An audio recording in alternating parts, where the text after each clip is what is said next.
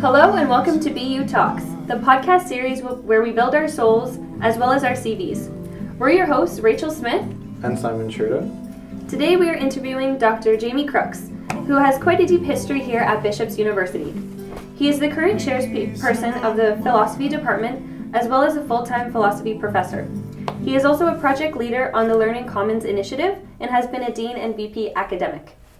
I would first like to acknowledge that the territory on which we hold BUtalks is the traditional and unceded territory of the Abenaki First Nations and the Abenaki Confederation. In performing land acknowledgement, we make what was invisible visible and invite the land, the First Nations people, and the Truth and Reconciliation Commission into our everyday conversation. We would like to thank the Experiential Learning Internship Grant Fund, the Bishop's Bookstore, and the Advancement Office for making this podcast series possible. Before we get into our heated discussion, we'd like to thank you for sitting down to talk about your education, your experiences, and everything in between. So we're going to start off by just getting to know you a little bit better and maybe understanding your education path and kind of what led you here to Bishop's. I started out as an undergraduate in music because that was a great passion of mine when I was a kid. And I did that for 4 years at Mount Allison University. And what was your instrument of preference? I did two things there. I did piano and voice. Piano, so like singing vocals? Yeah. Oh, cool. Yeah. So I took voice lessons for 3 or 4 years, and piano was the main thing I did, actually. Okay, cool. I was not good at it. I was neither, I wasn't an industrious rehearser of my pieces, or indeed somebody who had much talent as a classical musician, but I did love the piano in other popular ways and had a lot of fun playing it in those years. Okay. So I did that, and then pretty much the first day I was in university, I took a philosophy course. I took the course because it was the only course that fit in the in your schedule timetable with my buddy who was my roommate. So that was the grand reason that I took that course. And by the way, here's a message I would have for people. Lots of good things happen by accident in life, and so this was one of those things. That's a really good point. So I took this course. It was called Introduction to Logic. My buddy's dad had been a mature student and had taken it a couple of years previous to us. I went in there, sat down, a funny looking guy came in and started talking, and in half an hour I thought, oh my God, this is You loved it. the thing I want to do. Wow, that's crazy. So then in those days, you could kind of choose your own adventure in a fairly radical way. If you were in the music department, you had to meet their requirements, but they didn't care at all what you did in other places. And so I just filled up with philosophy courses. So by the time I graduated as an undergraduate, I had the equivalent of what we would now recognize at Bishop's as a major in philosophy. And so then I went to graduate school. I went to University of Toronto for 8.5 years. Okay. And got a master's and a PhD in philosophy. And I came to Bishop's because I was lucky enough to be in a position to job hunt when Bishop's had a job. And how long have you been with Bishop's? 28 years. Wow. That's crazy. That's a It's long absolutely time. crazy. That's older than Seems I like- am. It seems like one long year. I know people that are, you guys were not born. What was I doing when you were born? Exactly the same thing you're doing now. Yeah. That's quite amazing though, honestly. It is, yeah. So I guess we'll head into a few other questions. So we understand that you teach philosophy. Yep. Do you also teach anything in music, or is this just like a pastime or a hobby? For 15 years, between 1999 and 2014, I was the conductor of the Bishop's University Singers. And while I did that, you can take that as an option academically, like you can take it as a course. And so I was the instructor of record for those courses. So in that sense, I worked in the music department for many years. Wow. I don't currently do it. I'm in the choir, but I don't have a kind of official relationship. You're a with the singer choir. in the choir? I'm a singer in the choir. Oh, cool. It's So my- you do it with the students? Yeah. So another question about music. We were just wondering maybe how you incorporate your musical background into your teaching, or if you do so. Yeah, what do I want to say about that? Because I know you teach philosophy, it's a little bit different, but I feel like maybe there's some things that connect. So let me say two things about that are, often I find myself in the position of saying, I'm going to say two things that are almost contradictory to each other. Okay. But they're nevertheless both true, I think. So there's a big difference between what I did in the choir and what I do in music, and I had to, or in philosophy, and I had to, it took a couple of years to reconcile that, because in the choir, I was a drill sergeant, and intolerant, and always driving toward the end, and always worried about the reputation of the group and what we were going to present to the public in the end, because in most courses you don't have to put on a public performance at the end of the course that shows how well everybody did, but in the choir you do, right? Of course. And I'm narcissistic and egotistical enough to really care about, what people think of that. So, so there was that aspect of things with the choir, and I often lost my temper. I used to yell for years. But on the one hand, there was that kind of thing. In philosophy, that would be lethal. Like in philosophy, what you have to do is invite voices to come forward, and you have to make a space, where people feel utterly at ease, going at their own pace, asking whatever question comes into their mind, and so on. So in that sense, those two worlds are very different. Like I was a much nicer guy in philosophy than I was in the choir. Yeah, because if you do that in a philosophy class, you're just going to scare the students away because they don't understand it, maybe. And people need to understand, if one of the things we're talking about here is teaching, the last thing you want to do is shut people down. Because if you shut people down, you're going to be living in a world by yourself, and it's not going to be good, No, that's true. So just from a pragmatic, self-interested point of view, you don't ever want to do that. And so, but especially in philosophy, where the point is to talk through the foundation of things and so on, you don't want to do that, So on the one hand, I was a much nicer person in philosophy than I was in music. But on the other hand, philosophy and music have something fundamental in common, and that is that you've got to put voices into harmony somehow, right? Like you've got to learn to hear voices, multiple voices on a subject, and you've got to see how those voices can fit together, and the art of structuring a philosophical conversation, if you're writing it or if you're performing it live, is a lot like weaving voices together musically. There's a lot of overlap there, I would say. So in that sense, they're the same. Okay, interesting. One of our other questions is about your involvement with the drama department. Oh yeah. So that's why. But can I just say this? That's why I have this ugly beard going now. I would look much more human and present a much more civilized appearance. Are you actually in the play? I'm in the play. What, and you're... So I play two roles that cover both sides of my personality. I'm a preacher in 2 scenes, and I'm a drunk in 2 others. I'm not the same character. There's a costume switch in between. But yeah. So this is my attempt to cultivate a kind of 19th century look. I'm going to see that tomorrow, so... Oh, good. So the students in it are fantastic. I'm sure I'm looking forward to it. Yeah, good. So you're performing, but are you not teaching that too, are you? I did a little work. I did a little bit of arranging of some of the things that are sung in that play. Oh. And sometimes I was the rehearsal piano player, and I coached a few people who were singing solos in the play. I'm not the main guy there. The main person there is Fanny Gadet. She's the one. She's a musical. And you said that was your partner? She's been my longtime partner. Wow. In University Singers, and absolutely great. Fabulous, talented character. Yeah. how did that partnership come to be? Because now she took over your place in the BU Singers. So we were just talking about that last night at George Rideout's place. The choir director at Bishop's retired in 1999, and there was absolutely nobody on the horizon to take her place. I mean, one of the things about bishops, it's a beautiful thing about bishops, and it's also a challenging thing about bishops, is it's what I call a mom and pop store. I mean, there's just not a lot of Yeah.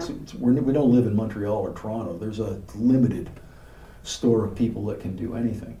And so the guys that were in the music department at that point came to me because they knew I had a degree in music and they knew I'd done some conducting in the past, and said, are you willing to take this over? And I said, yes. But you must find me somebody that can play the piano well. I cannot manage that myself. I can't do those two tasks. Some people can. Fanny herself can play the piano and conduct at the same time. She can multitask, but I can't do it. I'm not nearly a good enough pianist to do that. So I said, you've got to get me somebody who can play the piano. And they promised they would and then didn't. And come September, we were looking at the first practice, and I said to them, I'm going to boycott this thing if you don't get me somebody. You're not going to put me in this bad position. And they said, well, we've got somebody. She's coming over from the University of Sherbrooke as a student. She's 21 years old.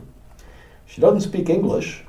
And at that point, I'm a little more fluent in French now, but at that point I didn't speak any French. So we met at a party in the backyard of the guy who was the chair of the music department at that point, and kind of stared at each other for 20 minutes. I mean, she couldn't speak any English and I couldn't speak any French. Smile and nod. Smile and nod. Somehow we communicated something or other to each other. But I'm telling you, I've never had a better partnership in my entire life, professionally, than the one with her. We've done so many things together at this point. It's outrageous. And she quickly did master the English language, and now teaches courses in English all the time in the music department, and conducts the choir, and is the musical director for these shows that we do, and so on. So that's how we met. She was 21. She was a student. She graduated a couple of years later, but decided to stick around. And there's never been a year where we haven't done anything together since then. What was your favorite thing that you did with her, production-wise, maybe? Let me say two. That's so difficult. Let me say three things from our three we have kind of three worlds going all the time. So in the classical world, I think the favorite thing that we ever did together was the Christmas Oratorio by Bach. It's the most ambitious thing that I've ever undertaken with the choir. We had an orchestra that Fanny put together with excellent musicians from the area. It pushed me to the absolute limit of my competency as a choir conductor and an orchestra conductor. And it was a beautiful experience. I was very proud of how that performance turned out. It has since been surpassed by a performance that she organized after my retirement of the B minor Mass of Bach, which is the greatest piece in the history of the whole classical choral tradition. But if we're talking about my era, I would say the Christmas Oratorio. Okay.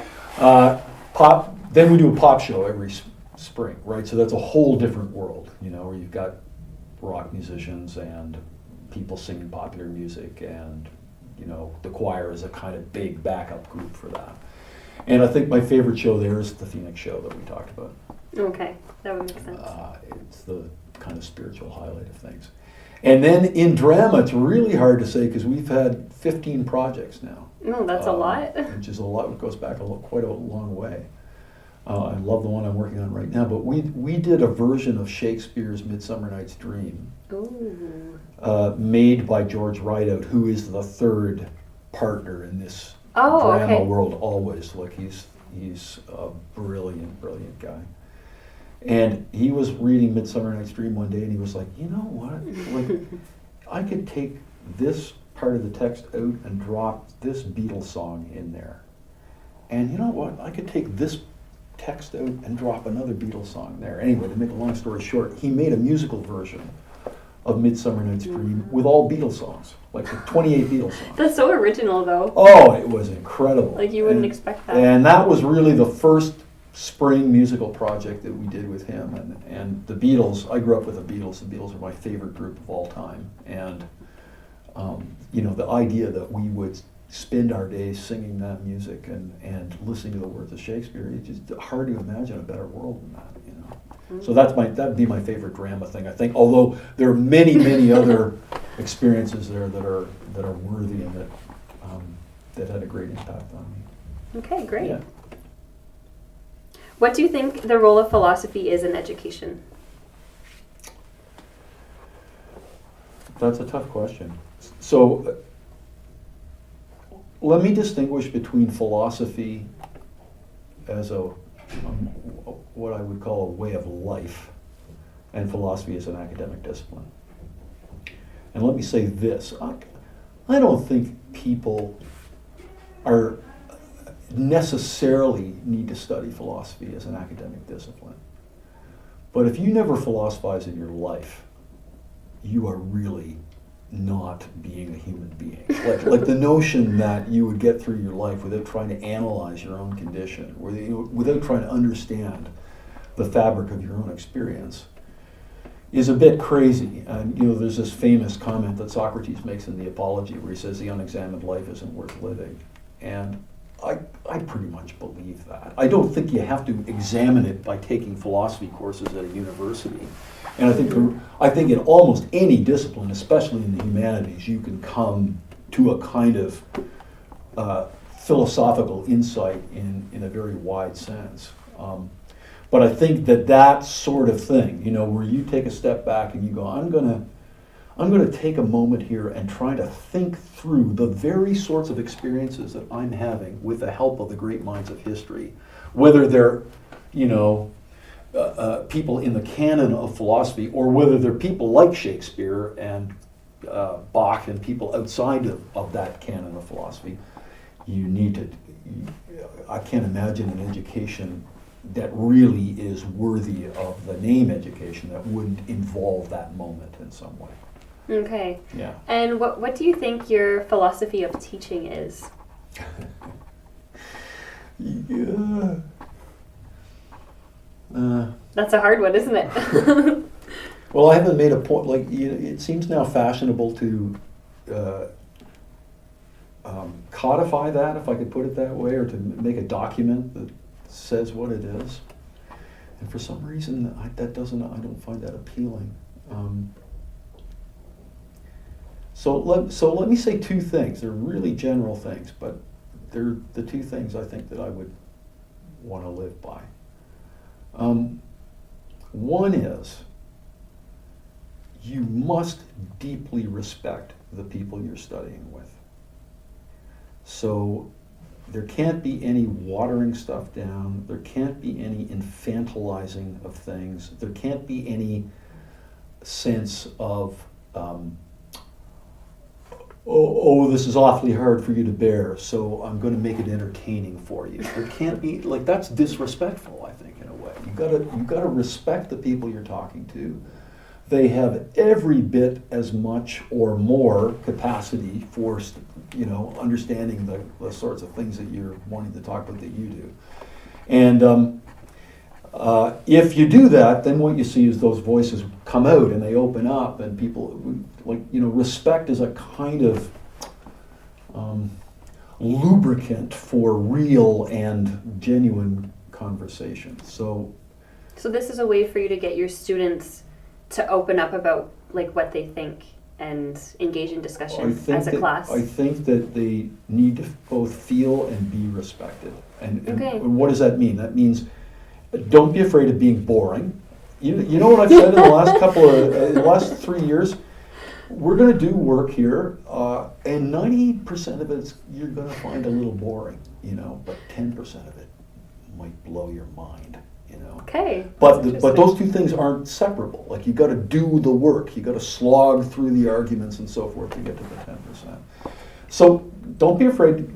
I say to myself, don't be afraid to say that. That's respectful. Let's not pretend. You're not sugarcoating it. We're not sugarcoating anything or trying to make anything entertaining, more entertaining than it naturally is, because it is deeply entertaining, but you got to do the work to get there, right? Philosophy is philosophy, Yeah. Great. So that's one thing. And then the other thing is, I think, what you need to do as a professor, or what the best professors in my history of learning always did, was demonstrate in front of you the kind of work they want from you. So that means that you got to be super well prepared. I don't think that you should have 5 minutes of any class that's not scripted in advance in your mind. What are we going to accomplish? What are we going to do?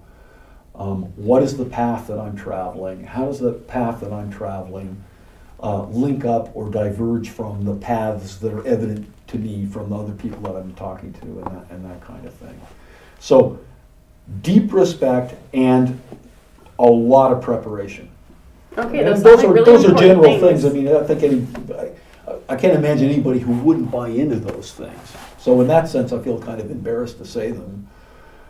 It's not some devastatingly innovative or original teaching philosophy, but nevertheless Important. important, I think. As much as you said you don't want to make things too entertaining or dumb things down, how does your preaching impact your enthusiasm and your delivery inside your classes as you teach?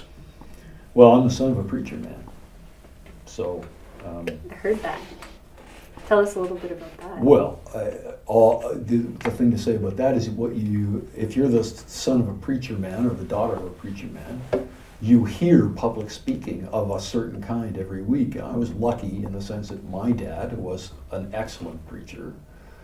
I've also heard a lot of bad preaching, I have to say, over the years, but I've heard great preaching. And when it works, what you notice is that there's something that comes through you that is greater than your individual ego. And it seems to me that the most effective of all speaking, and even in the classroom, is when you can, and this is true of music too, that's another connection between philosophy and music, it seems to me. When it works, something greater than you comes through you. You become the kind of conduit for a power that is greater than you. And when that happens, it's pretty spectacular. It's spectacular for you and it's spectacular for the people that witness it. So has this happened in your class before? It doesn't happen all the time. A lot of times I fail. And I can feel myself failing, I go, oh. And I get sick of the sound of my own voice and so on. But sometimes it doesn't. I've talked to my colleagues about this a little bit. Sometimes the room goes quiet and you can feel it go quiet. You can feel people homing in and you can feel a kind of mind meld going on, and people are not alienated from what you're saying. They're following the train of the story that you're trying to tell. And it's hard, I think it's hard to control that. You certainly can't, there's no formula for just kind of demanding it. And you have to have super good people that you're talking to, which is, I always feel so grateful for the people that we have here because, they make the experience. But when that experience does happen, it's pretty great. Wow. We just also want to know a little about the Learning Commons project for those outside of the community or those within it who don't know what it is, because we know that you're involved in this. So I was the vice principal for a while, kind of in an interim way. Michael Childs, my colleague from history, did it for 5 years, and it then became clear that there was going to have to be a period while a search was undertaken for a new person for that job, which was eventually filled by Miles Turnbull. But there's about 9 months in there that had to be covered, so I did it for those 9 months, and I took on, in that time, all the portfolios and dossiers of the vice principal's office. And the Learning Commons was one of them. And I got kind of attached to it as a project, and so when Miles came, I was looking for things that I might take off his plate just to make the landing here a bit easier, because both Michael Childs and I kind of grew up at Bishop, so that when you go into that office, you know everybody already, and you know where all the bodies are buried, and you know all the skeletons in everybody's closet, and you know all the things to say and not say in meetings and this kind of thing. Whereas Miles was coming from the outside and didn't know any of that stuff, and I thought, it must be overwhelming to have to You don't know anybody, you don't know how anything works, you don't know the history of the institution. So I was looking for 2 or 3 things that I could help him with, and that turned out to be one of them. I have to say that nothing was going on with the Learning Commons at that point because we couldn't get funding for it. Oh, You know, I okay. mean, this is very difficult, and one of the great talents of Michael Goldblum and his team has been eventually to fight through to the point where Bishops gets the funding for things that it deserves. But it took years to sort that out, and while they were sorting it out, the Learning Commons was basically a thought piece in people's minds that we were dreaming of and talking about. And then all the money came. And there you go. And there I was, here I am directing this thing, it's really going to happen, oh my God, you know. But it's been a beautiful experience. It's been beautiful to work with the employees of the library and the librarians in trying to kind of think with them to a building that is kind of beautifully open and centralized and 21st century in its relation to technology and in its relation to experimental teaching spaces and these sorts of things. So we're trying to make the library, which was already, I think, naturally a hub of social experience and learning experience at Bishops, into a kind of consciously designed place where all of your needs as learners are met, right? Wow. And so the students, I don't need to tell you guys, have been beautifully supportive of the whole thing, gave $1 million, which is so touching, that. And there's going to be, when you walk in the front door, there's going to be a social commons where everybody can get coffee and food and this sort of thing. And so it's just like the point of the building is to invite people into a series of new spaces in which you can do a variety of pedagogical activities, in which you can study together or alone in a variety of spaces. We're going to retain a version of the traditional reading room space there as a kind of shout out to the history of the building. So that kind of area is still going to be there, but there are also going to be a variety of places where, you know, smaller groups of people can meet, and there are going to be seminar rooms, and there are going to be learning labs, and there's going to be a sandbox where you can do all kinds of experiments in teaching and learning, and there's going to be a film studio and a recording studio. And for me, so we had a lot of meetings, consultative meetings with the architects. It was a super interesting project to design the building. So we did this, we went through this process called the integrative design process, where the architects came and met us, I'm going to say 4 times, and showed us ideas, and there were stakeholder representatives, including the SRC, there, responding to these ideas that the architects gave us. And the idea that we settled on in the end for a kind of fundamental design idea for the building was something called the tree of knowledge. So the notion is that there's a central trunk in the building, and then everything is designed as kind of branches branching off that trunk.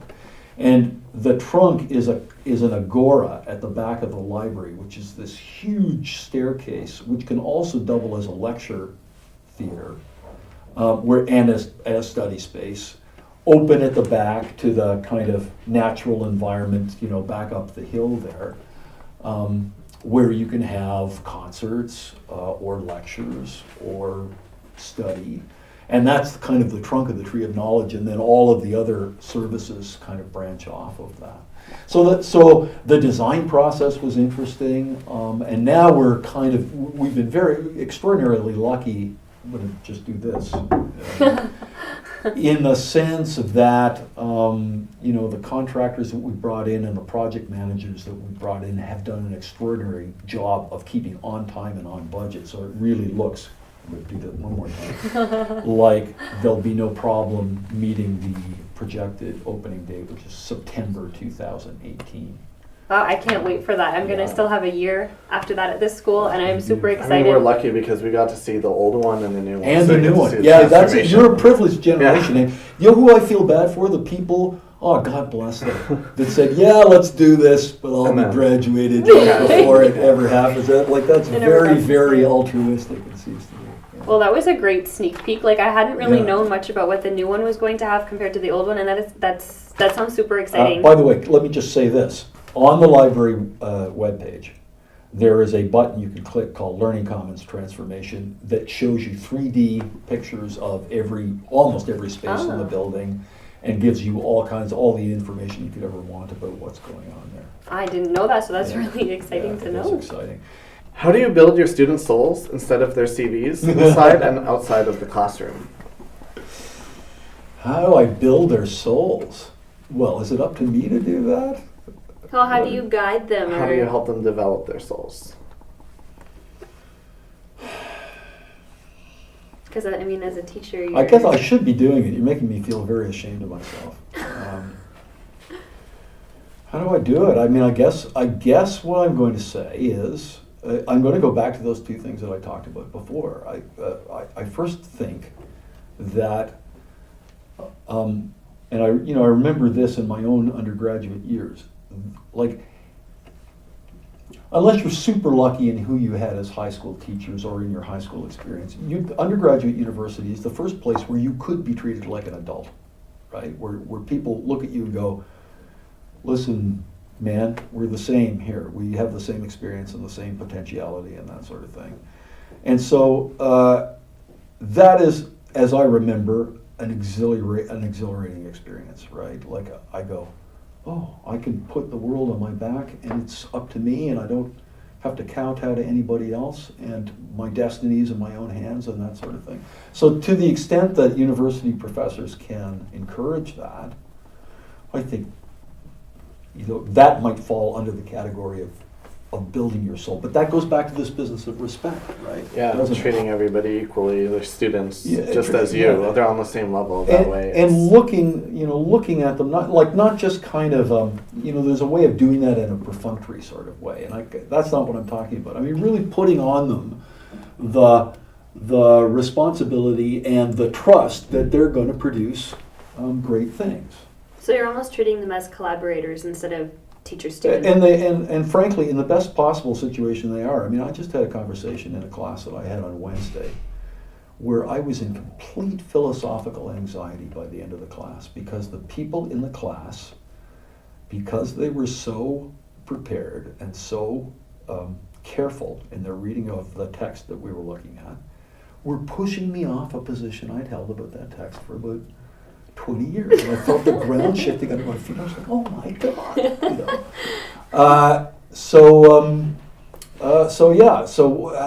When do things like that happen? They happen in an atmosphere of trust. And what's my relationship to those people? It's exactly what you said, Simon. Like, we're collaborators. We're traveling a path. We have the privilege of looking at some of the greatest texts in the history of the world together, and maybe you're going to uncover some stuff in that text that's going to make me want to revisit it and see its power from a different angle. And Of course. if that happens, it's going to be glorious. And that ties in really well with the aspect of you learning just as much as the students. in that way. Absolutely. Like the course will be a failure if I don't learn stuff in it, right? And